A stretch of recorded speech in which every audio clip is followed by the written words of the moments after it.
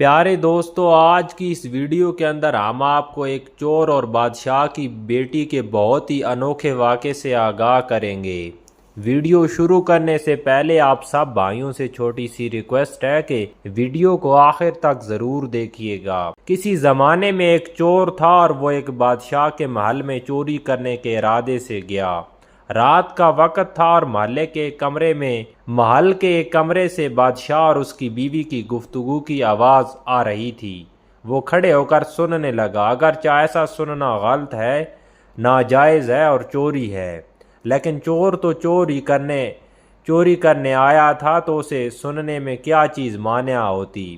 آخر وہ چور ہی تو تھا۔ اس چور نے سنا کہ بادشاہ اپنی بیوی سے کہہ رہا ہے کہ میں اپنی بیٹی کی شادی ایسی آدمی سے کروں گا جو نہایت متقی پرہیزگار ہو اور بہت اللہ والا ہو۔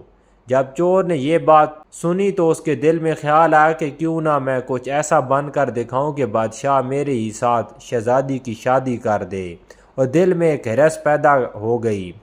اب وہ چوری کرنا تو بھول گیا، لیکن دھوکے دینے پر اتر آیا اور گھر جا کر بہت دیر تک سوچنے لگا کہ کسی طرح میں اس بات میں کامیاب ہو سکتا ہوں۔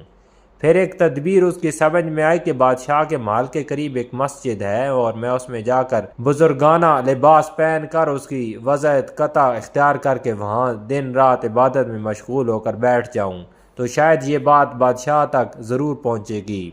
کوئی آدمی یہاں ایسا متقی پرہیزگار ہے جو دن رات اللہ کی عبادت میں مصروف ہے، تو ہو سکتا ہے کہ بادشاہ کی نگاہ میرے اوپر پڑ جائے اور شہزادی سے شادی کر کے چن لیا جاؤں۔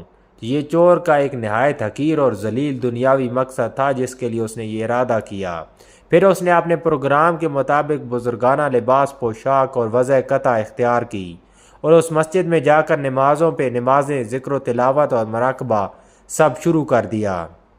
دن گزرتے گئے اور لوگوں میں شہرت ہوتی گئی کہ کوئی اللہ کے بہت بڑے ولی یہاں آ گئے ہیں اور جو دن رات عبادت کرتے ہیں، یہاں تک کہ یہ بات بادشاہ تک پہنچ گئی۔ یہاں کوئی اللہ والے آ کر بیٹھے ہیں جو جوان زید و عبادت میں لاجواب اور تقوی طہارت میں بے نظیر۔ اور جب بادشاہ کو یہ بات معلوم ہوئی تو انہوں نے اپنے ارادے کے مطابق غور و فکر شروع کر دیا کہ شہزادی کے متعلق جو سوچا تھا اس کے لیے ان کا انتخاب کیوں نہ کر لیا جائے۔ بادشاہ نے اس سلسلے میں گفتگو کے لیے اپنے وزیر کو بھیجا اور وزیر اس شخص کے پاس مسجد میں آ پہنچا اور بادب ہو کر اس سے کہا کہ میں آپ کی خدمت عالیہ میں بادشاہ کی طرف سے ایک پیغام لے کر آیا ہوں۔ اس نے پوچھا کہ کیا پیغام ہے؟ وزیر نے بتایا کہ بادشاہ نے کئی سال پہلے یہ فیصلہ کر لیا تھا کہ وہ اپنی بیٹی کا نکاح ایک ایسے شخص سے کریں گے جو بڑا متقی اور پرہیزگار ہوگا اور اللہ والا ہوگا۔ اس کی تلاش میں تھے جو نظر گئی اور تو نظر گئی انتخاب آپ پر آ کر رک گئی، لہٰذا بادشاہ نے مجھے بھیجا ہے کہ اس سلسلے میں آپ سے گفتگو کروں۔ یہ شخص جو دراصل اسی تمنا آرزو میں یہاں آ کر بیٹھا تھا، بہت دیر تک وزیر کی گفتگو سنتا رہا اور اس کے بعد اس کی آنکھوں سے آنسو جاری ہو گیا، اور وزیر نے پوچھا کہ کیا بات ہے؟ تو کہنے لگا کہ آج جو پیغام لے کر آپ آئے ہیں یہ پیغام مجھے منظور نہیں ہے۔ وزیر نے کہا کہ کیوں منظور نہیں؟ اس شخص نے کہا کہ دیکھیے، میں صاف بات آپ کو بتاتا ہوں کہ میں اصل میں ایک چور تھا۔ ایک مرتبہ بادشاہ کے محل میں چوری کے ارادے سے گیا تھا اور پھر جو کچھ بھی ہوا اس کو سنایا۔ اس کے بعد اس چور نے کہا کہ میں تو یہ وضع قطع اسی حرص کی وجہ سے اختیار کی تھی، لیکن میں یہاں آ کر بیٹھا تو میرے خدا نے مجھے اپنا بنا لیا۔ اب بس اس کے بعد مجھے کسی اور چیز کی ضرورت نہیں اور میرے لیے خدا کافی ہے۔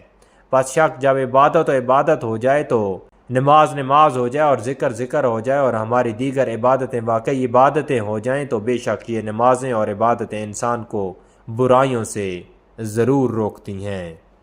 امید کرتا ہوں کہ آج کی ویڈیو میرے دیکھنے والے سب بھائیوں کو ضرور پسند آئی ہوگی۔ ویڈیو کو لائک ضرور کیجیے گا۔